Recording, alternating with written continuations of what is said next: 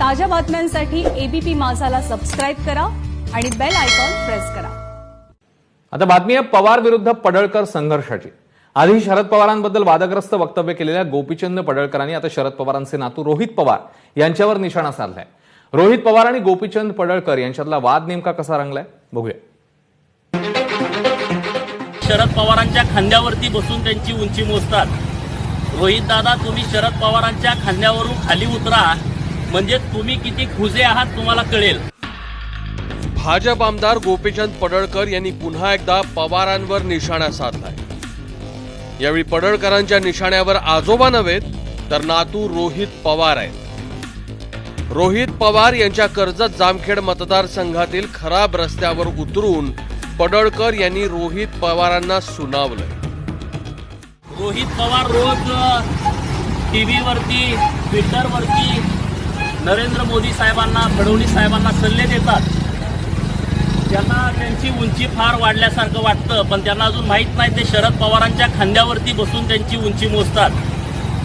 काही जणांना मोठ्या माणसांवर टीका केल्याशिवाय प्रेस कव्हरेजच देत नाही। त्यामुळे तुम्ही जरा त्यांना सांगा की तुम्हाला आम्ही नॉर्मली पण कव्हरेज देत जाऊ, मग ते मोदींवर टीका करणं बंद करतात।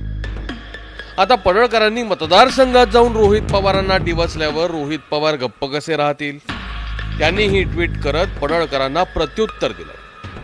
पडळकरांनी पवारांचा खांदा काढल्यानंतर रोहित पवारांनी कुणाच्या कडेवर बसला आहात असा सवाल केलाय। 25 वर्षांपैकी 5 वर्ष याच मतदारसंघातील आमदार हे राज्यात वजनदार खात्याचे मंत्री आणि जिल्ह्याचे पालकमंत्री, तरीही रस्त्यांची ही दुरवस्था आहे। याचा जाब खरं तर तुम्ही त्यांना विचारायला पाहिजे होता, पण आपण मोठे नेते आहात त्यामुळे त्यांना जाब विचारणार नाही। खराब रस्त्यांना कंटाळूनच ते दुरुस्ती करण्याची जबाबदारी या मतदारसंघातील लोकांनी विश्वासाने माझ्यावर टाकली आणि ती मी पूर्ण करणारच। मी हवेतून पाणी काढणारा किंवा वाघाच्या जबड्यात हात घालणारा नेता नाही, तर जमिनीवर उतरून काम करणारा कार्यकर्ता।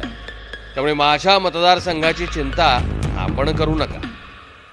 राहिला प्रश्न साहेबांच्या खांद्यावर बसण्याचा, तर साहेब हे आमचे नेते आहेत, मार्गदर्शक आहेत आणि सर्वेसर्वा आहेत आणि त्याचा मला अभिमान आहे। पण मी कुणाच्या खांद्यावर बसतो याकडे लक्ष देण्यापेक्षा आपण कुणाच्या कडेवर आहात असं मी विचारणार नाही। पडळकरांनी पवारांनाही पहिल्यांदाच टार्गेट केलंय असं नाही। यापूर्वीही शरद पवारांना कोरोनाची उपमा देत वादळ अंगावर ओढवून घेतलं आणि नंतर माफीही मागितली। मी आपल्याकडून अपेक्षा करतो, आता राज्यामध्ये तुमचं सरकार आहे, येत्या काही दिवसामध्ये कर्जत विधानसभा मतदारसंघातील रस्ते तुम्ही लवकरात लवकर दुरुस्त करावेत, चांगले करावेत आणि मग बाकीच्या लोकांना सल्ले द्यावेत। गोपीचंद पडळकरांनी विधानसभा निवडणूक अजित पवारांविरोधात लढली, पण त्यांचं डिपॉझिटच जप्त झालं। तरीही भाजपनं त्यांना विधान परिषदेवर घेतलं आणि पडळकरांचं राजकीय पुनर्वसन झालं।